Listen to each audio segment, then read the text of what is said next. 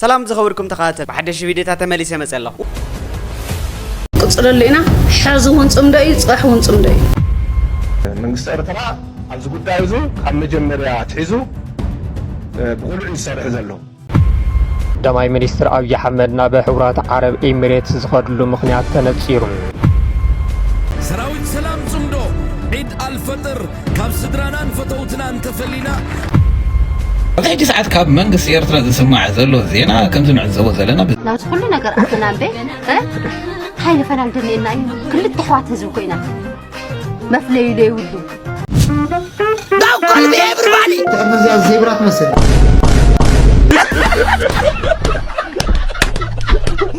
إذا كنا زيادة من كالوتن فيديو تحاورنا نارينا كنصنحينا نغزانا حدش دكم واي أتما عرايا يا خصني كسب حساب سكارا تفرن الله بجا أقولي كوانا برازري ولكم تمسكاي غبر سناي صنحيت بلايك ما جمرو سناي صنحيت بيس سلام أنا يوردل سلام أوني علم بعلمه سلام يوردل هاجرنا سلام انتقينا علم بعلمه نحنا نقسم من أسي يقسم عديتا نقسم أبوتا تقسم إزقابير أملاق بعلمه محرة وردل መንግስቲ ኤርትራ ኣብዚ ጉዳይ እዚ ካብ መጀመርያ ትሒዙ ብቑልዑ ይሰርሕ ዘሎ መግለፂ መሃብ ዘይ መሃብ ኣይኮነን ብተግባር ኣብተን ዶባት ዝተኻየዳ መድረኻት ናይ ህዝቢ መድረኻት ብሙሉአን ኣደራጅዩ እቲ መድረኽ ዕውት ንኸውን በጀት እውን ሰሊዑ ዘሎ መንግስቲ ኤርትራ እዩ ናተና ምናልባት ኣብተን መድረኻት ተዓዲምካ ምስታፍን ነቲ ማሕበረሰብ ምንቃሕ ኣብዚኣታት እዩ ግን መንግስቲ ኤርትራ ብተወደበ መልክዑ እዩ ኣብዚ ጉዳይ እዚ ዝሰርሕ ዘሎ ስለዚ ክነመስግኖ ኢና ዝግበአና ምናልባት ብቑልዑ መግለፂ ንምውፃእ ዘፀጉምዎ ነገራት ኣሎ ዶ የለን ኣይፈልጥን ግን ብተግባር ይሰርሕዎ ኣለዉ ተን መድረኻት ብሙሉአን ብጣዕሚ ብዙሓት መድረኻት እየን ተኻይደን ብሙሉአን ናይ ክልቲኡ ህዝቢ እናተሓባበረ ባዕሉ እዩ እቲ መንግስቲ ኤርትራ ዝሰርሖ ዘሎ ብወገን ትግራይ ኣብዚ ጉዳይ ዝተርፈና ነገር ስለ ዘሎ ኣብዚ ብደንብ ጌርና ክንሰርሕ ኣለና ዝብል ሓሳብ ኣለኒ እንጓናፀፈሉ ፅምዶ ክኸውን ክንሰርሕ ኣለና ፅምዶ ናይ ህዝቢ ትግራይ ረብሓን ህልውናን ዋሕስ ዘረጋግፅ እዩ ክንቅፅል ኣለና ሓዝውን ፅምደይ ፅሕውን ፅምደይ መድሕና እዩ መዋፂና እዩ ፅምዶ ማለት ንሓደ ውራይ ሓቢርካ ምስራሕ ማለት እዩ ፅምዶ እዚ ንሰላም እዩ ንምንታይ ዝብል ንሰላም ንምሕዝነት ንስኒት ንርግዓት ንህዝቢ ሕቶ መመለሲ እዩ ኢልና ወሰዶ وزي كون كان دماي منستر أبي أحمد نابه حورات عرب إمارات زخدل مخنيات تنتصيرون أبي كاب إمارات سكيت العلو عتكاو مخاي ناب أدي سببات الأيخن ما خلاي مراقب في الليل مع حورات عرب إمارات بدرونات ميسائلات إيران إنها تحمست أب تركب الوان أبي كاب جيبوتي ناب أبو دابي حاس زول مخنيات بزحات إنه علم قمتات كأمة تصني حميم بزعبا مثلين دبلوماسن هاجر نخشت استمدو أمباسادرات كي تروفن دقف سرعة بالسجنة قدما ሚኒስትርና በድዋይ ሙኻዶም ከም ጅግነት እንተመጉስዎም ተራእዮም እዮም በርግጽ አብይ አሕመድ አብዚ ቀውጥዋን ናብ ኤሚሬት ዘምርሑ ብሕታው መራሕዮም ናብ አቡዳቢ ዘምርሑሉ ምኽንያት ግና ንጀግንነት እንተይኮነስ ንኽልተ ጉዳያት ከም ዝኾነኦም ዝወፁ ዲፕሎማሲያዊ ፍልፍላት ዝሕብሩ ቀዳማይ ሚኒስትር አብይ ናብ አቡዳቢ ዝኸሉ እቲ ሓደ ምኽንያት ሓወይ ንዝብልዎም ፕሬዝዳንት ቢን ዚያድ አልናህያ ብኢራን ይወፅሖም ዘሎ ደብዳብ ንምጽንዕናዕ ከም ዝኾነ እዩ ተገሊጹ ዘሎ ኣመራርሓን ሰብ ሃፍትን ኤሚሬት ንሃገሮም ገዲፎም ኣብ አዲስ አበባ ኣብ ሰፈርሉ ኣብ ዝሕዚ እዋን ኢራን ሓዊ ኣብ ተዝንበሉ ዘላ ግዜ አብይ ናብ አቡዳቢ ምኻዶም ኣብ ቅርጽ እዋን ኣብ ጎኖም ብምዃን ኢትዮጵያውያን ብፍላይ ድማ ንህዝቢ ትግራይ ንምጭፍጫፍ ኣጽዋር ንዘቕብልዎም ቢን ዚያድ ንምጽንዕናዕ እንትትከውን እዚ ድማ ንኣዛዚኦም ህይወቶም እውን ንምኽፋል ድልው ምዃኖም ንምርጋጽ ይብሉ እቶም ፍልፍላት አብይ አሕመድ ድሕሪ እዚ ዘሎ ዘይተገንዘብዎ መዘዝ ግና ኣብ ኩናት ኢራን ኢዶም ዘእተው ምዃኖም እዩ ኢራን ወተሃደራዊ ሰፈራት ኣለዋ ንትብላ ኤሚሬትስ ብተደጋጋሚ እትድብድብ ኣብ ዘላትሉ እዋን ናብቲ ሃገር ምብጻሕ ምክያዶም ኣብ ጎኒ እስራኤልን ኣሜሪካን ምስላፎም ኣንጻር ኢራን ጠጠው ምባሎም መርኣይ እሞም ኢራን ኣብ ልዕሊ ኢትዮጵያ ስጉምቲ ንኽትወስድ በር ዝኸፍት ከም ዝኾነ እዮም ገለገለ ወሃብቲ ርእይቶ ዝገልጹ ዘሎም እቲ ካልኣይን ቀንድን ምኽንያት ድማ ተወሳኺ ሕርጓቶ ንምልማን ከም ዝኾነ እዩ እናተገለጸ ዝርከብ ኣብ እዋን ጆኖሳይድ ትግራይ ንድሮናት ሓዊሱ ቢልዮናት ዶላራት ካብ ኤሚሬት ዝቕበሉ ዝነበሩ ኣብይ ኣሕመድ ሕዚ እውን ንኢትዮጵያውያን መጨፍጨፊ መሳርሒ ንምልማን ከም ዝኾኑ እቶም ዝወፁ ሓበሬታታት የመልክቱ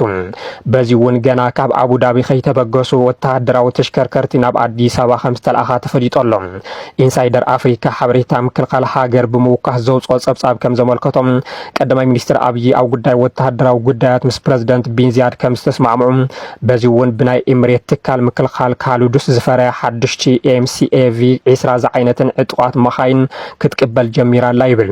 በመሰረት ምክትታል መከላኸሊ ማዕኸናት ዜና እተን ተሽከርከርቲ ካብ ጅቡቲ ናብ ኢትዮጵያ ገጽን ክጓዓዛ ዝተረኣያ እንትኾና እዚ ድማ በመሰረት እቲ ሰለስቲኦም መራሕቲ ሃገራት ኢትዮጵያ ሶማሊያን ጅቡቲን ኣብ ጅቡቲ ዘካይዱ ወዘተ ከም ዝኾነ ተሓቢሩ ኣሎ እተን ብርክት ዝበላ ወተሃደራዊ ተሽከርከርቲ ትማሊ 4 መጋቢት 2018 ዓመተ ምህረት ካብ ጅቡቲ ዝተበገሳ እንትኾና ናብ አዲስ አበባ ምእታው ምጅማርን ተሓቢሩ ኣሎ ቀዳማይ ሚኒስትር አብይ አሕመድ ምስ ፕሬዝዳንት ቢንዚያድ ምዝታዮም ኣብ ዘሕለፍዎ መልእኽቲ ድልዱል ዕርክነት ኣብ ምትእምማን ዝተመስረተ ሽርክነት ኣሕራት ዓረብ ኤሚሬትስ ዝገበርክዎ ናይ ስራሕ ዑደት ምስ ፕሬዝዳንት ሼክ መሐመድ ቢን ዚያድ አል ናህያ ተራኺበ ተዛሪበ ዝበሉ እንትኾኑ ብዛዕባ እንታይ ከም ዝተዛራርቡ ግና ኣይጠቐሱን ዘተና ንነዊሕ እዋን ዝጸንሐ ምሕዝነት ኢትዮጵያን ኤሚሬትን ኣብ ምጥንኻር ዘተኮረ እዩ ነይሩ ዝበሉ እቶም ቀዳማይ ሚኒስትር ምትሕባርን ዞባዊ ምርግጋእን ምሕያል እውን ካሊእ ኣጀንዳ ከም ዝነበረ ብምግላጽ ንዝተገበረለይ ምዉቕ ኣቀባብላ ኣብ መንጎ ሃገራትና ዘሎ ድልድል ምሕዝነት ዝያዳ ንምሕያል ንዘርኣናዮ ጽኑዕ ተወፋይነት ኣዝየ እየ ዘመስግን ኢሎም ካብ ማዕኸናት ዜና ማእኸላይ ምብራቕ ዝወፁ ዘሎ ሓበሬታታት ድማ ኣብይ ኣሕመድ ንኢራን ከም ዝኾነን እዩ እዚ ድማ ንኢትዮጵያ ናብ ዘየድልን ዘይምልከታን ኣጀንዳ ኣሜሪካን እስራኤልን ስሒቦም የእትዋ ከም ዘለውን ሓደገኛ ከም ዝኾነን ተንተንቲ ፖለቲካ ይገልጸሎም حلم لنا أنا حلم يا كافي لكم مدرخي كعاتو حدا أزيو حيال زباو سراويت مهنات سلازي صمدو أمونغو سراويت كل سرحلو زلنا وين يسمعني أمونغو أينا عينة سراويت مخانوغن قنا كم زي تفتح حلم غيركم بحيسكم ما صنعوا سلازي كرم مفناوي أبزغني هاتسي أي كما تقوكم مني أي كن الراخبنينا أجوهم سراويت سلام صمدو عيد الفطر كاب سدرانان فتوتنا انتفلينا أما قلقلوت حفاشينا غنو علمو دعاهم أي فلينا مغنياتو أتي زعبين بوترز بزبزحن زقفحن زتودبن صمدو مس بسراتو أبقربا جزيات حزلكم دبخ كبلي تطعمو رقحا باي عوتنا حفاش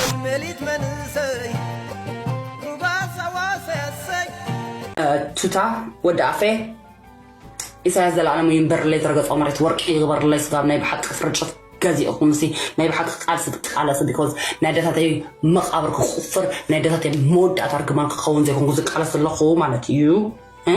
نادت هذي نشتي أقارك هذا أنا قعدت ندفر كوينا بإرترا ريسا ناي حواتي ولا حيزة قعدت إزدل اللي ترديكم أنت ما أدتنا زيك أبرا أصنق أبرا عدتنا تنحنت مع التحوزا ورك مقان زي أبرا ورك أبرا امبرك أنا ماشي ما حاسب نهزبي ندفت إذا قوم بحنا غير يسرعني ده حركة عم برن تملسنا أورو مكشطه حنقولي هاللوكم وياك على صنع ويتعالي لنا قلنا عيقن مالتكم عايد فتح أبزد مالاتكم مزناقعيت AI بحلمي بقاهدي بي AI كم زي أخذكون دحر حجي مقويا يتراي دك حوابوي لو علاونت إيرترازي أمن كخبر مالت زي حسب انديو حجي نايزو وراد دا تغلاي منستر بتيلي برومبتر زقوبورو قال من اللس داوا تمتعو اللو وابل نيرو داوا انتا ديخا تقبر كم تخيل كستمهرك كايبولو لي حجي نابت دانيال كبرتنا ابراهام بلاي نزحفو لنا يقول عزر ما خبلوكم إذا تري واتا تيلي برومبتر مالتيو كابزي عندام ببايو زحسو زلو نهزبنا رابها زي بلو حساب نبالو زي تكم حساب دما كم قرديد تطابقو زي قرطم عاره مخانو امسكيرو ازي دراكم بلو سكرين وي جرين سكرين كون غالي ازي مستحصب دما كم زي يخون مالتي ስለዚህ እዚ ቆልዓ እንታይ እንዳንበበ ዘይናቱን ዘይጽሓፎን ስምዒት ዘይብሉን ፈኸራ የስምዕ ምንባሩ ነዚ ይመስል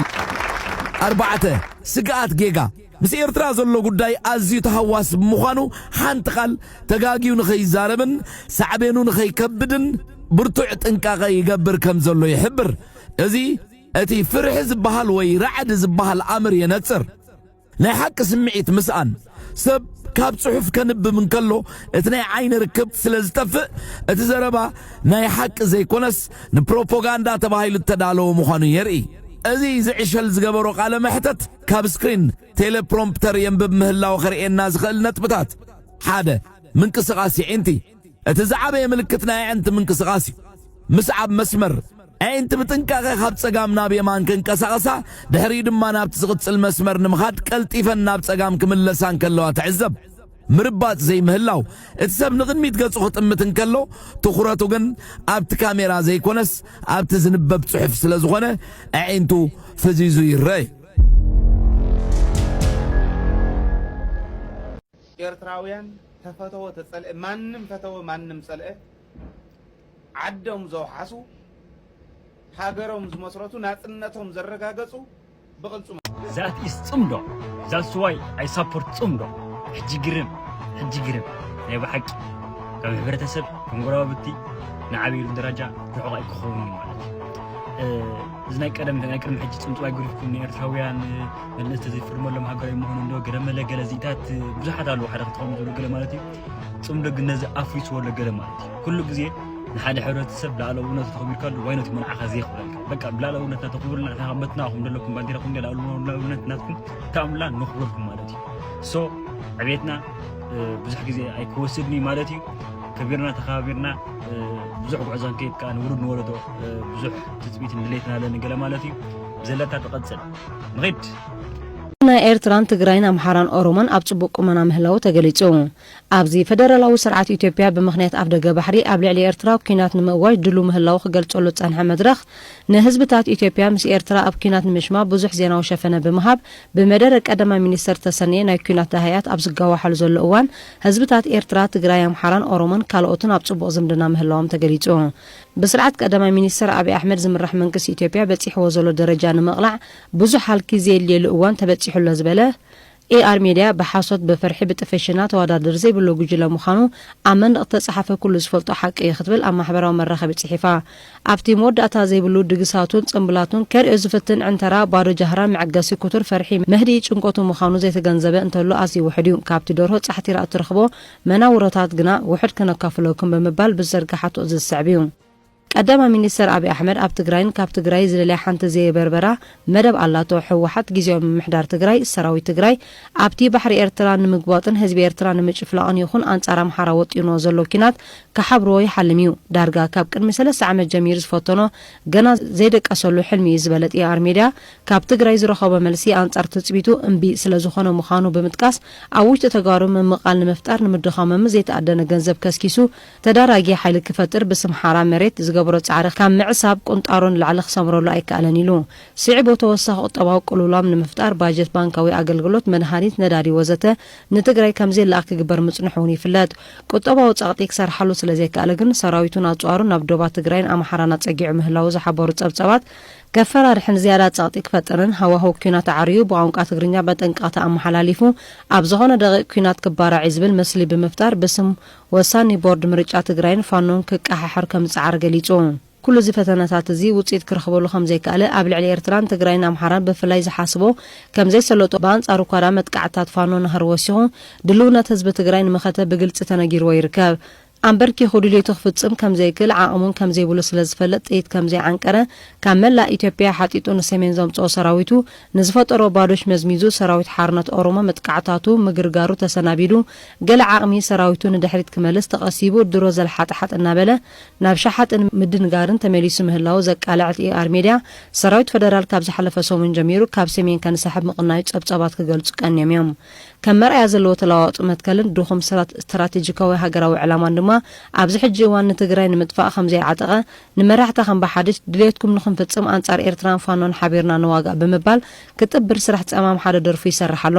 بمسير مستقراي تنحيلون بمستقر مسير تران رخبالونا زبل بروباغاندو يقتلالو أوشت حزب تقراي كابستفل عليك أتصالاتنا يتحبرت الساب زغرب زلو رئيتوتاتون حزب تقراي مسكوري بيتو حزب إرترا يخون كالو تحواتو حزبتات إثيوبيا عفار أمحارا بسلام متحقازن بحويت معبالن كساقاقر حقاو مسلاتو بستخال متن بسلام من قد خراقاقت انتزي سالت أقنا تقديدو نتخنوتات نمغيار نمخطا قرم مخاني زحبر ER ميديا نخنوتات إثيوبيا بعمق بمراي حزب منقسن تقراي وصلو زلو تبوغسو بمنقاد مجلس حوحات يخون رتعاوي رئيتوتات حزب تقراي تكخون زقبو قنع مرقز يختبر رئيتوها أغريبا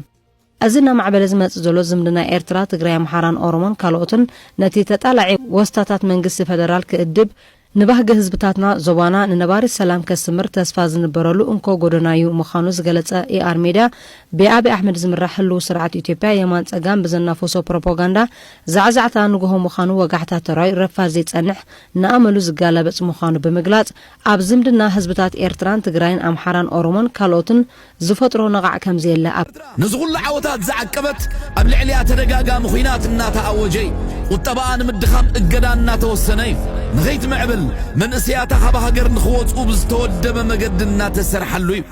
سلمنتاي إرترا لأولاونا تعكبا نخلو تتابو أمكيتا بخلت تأقرا دو كتب الكيلان تيلنا حجون منقستي أبسب وفرس لزقبري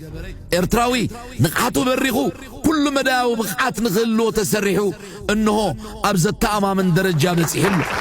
ونزيه سبناي مهنات مسرح ابتحت قرطز تعم مسرحون بغلي لوز طمتا يكونن وا بغلي توحيسكم با كابز سكريم من كيتبلو لينا زغلع حاز لمعات مالت كتما ملغلاغدي لمعات مالت ترف مقدف إمارات غير كان حنت ختما بلتش بريق مبالي حاز لمعات كريكا لمعات هاجر كان هاجرينا انتا شبعي كفلي ازي زاقيت تسريح زولو ديقاتاتن حرشاتاتن ابنت كبكاء حاز حرشا قرست حرشا بادميت حرشا علا برعد حرشا حالحالة حرشا عد قعداد حرشا هركبت حرشا عفين بول حرشا عد عمر حرشا علي قدر حرشا فامكوت مؤن كالن نغيدنا بديقاتات عقمي كزنت ماي ديقاتات لما حز ديقا غركبت 330 مليون 380 شعات شحن 380 شدشن متر كيب ديقا قحتي لاي 5 مليون متر كيب ديقا مسلام 38 مليون متر كيب ديقا قرست 35 مليون متر كيب ديقا بادميت 32 مليون متر كيب ديقا لوغو 31 مليون متر كيب ديقا فانكوراوي 10 مليون متر كيب ديقا فانكوتمو 14 مليون متر كيب ديقا علي قدر 7 مليون 500 شحن متر كيب ديقا علا برعد 4 مليون 500 شحن متر كيب ازي صندلو خي كيره كم ماكينة خي ورده نحد لي تخشراشر وصا خي قشه دويلو زسرحو ديقاتات يخطق سلكات انيحي ازيو ترقمو لمعات مالت